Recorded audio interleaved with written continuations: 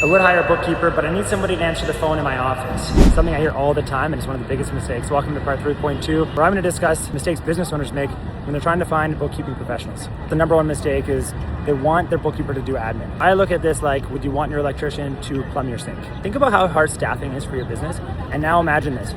You want to hire someone that's great with customers, knows the insides and outs of generally accepted accounting principles. You want them to be able to schedule and deploy employees onto jobs. You then want them to know all of the ins and outs of an accounting software, which are getting more and more complicated by the day.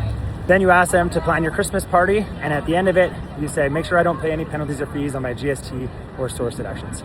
Good luck. You're looking to try to hire an absolute unicorn that just does not exist. You're trying to find someone for $50,000 that has the skill set of someone who can make double or triple of that. My recommendation to most bookkeepers, and this sounds a little self-serving, but I'm in the industry, I see it all the time, is hire that good admin person. They require a little less of a technical skill set than a good bookkeeper, and work with them to make your administration of your office go really well. Then, assuming you can only afford one role, I would look to contract out bookkeeping. If you're paying $1,000 per month for a bookkeeper, that's $12,000 a year. That's about a quarter of an employee at almost minimum wage. And $1,000 a month will actually get you a pretty qualified bookkeeper. I've seen horror stories from businesses. I've seen one client had their admin staff, who they called a bookkeeper accountant, pay a $50,000 bill erroneously. They never got that money back. Virtually all of the clients that we take on, almost all have interest and penalties accruing with the CRA, which are not even tax deductible at the end of it, because their office managers don't actually know how to file or file on time. A bookkeeper can identify taxable expenses that most people who are not trained in this industry would never know.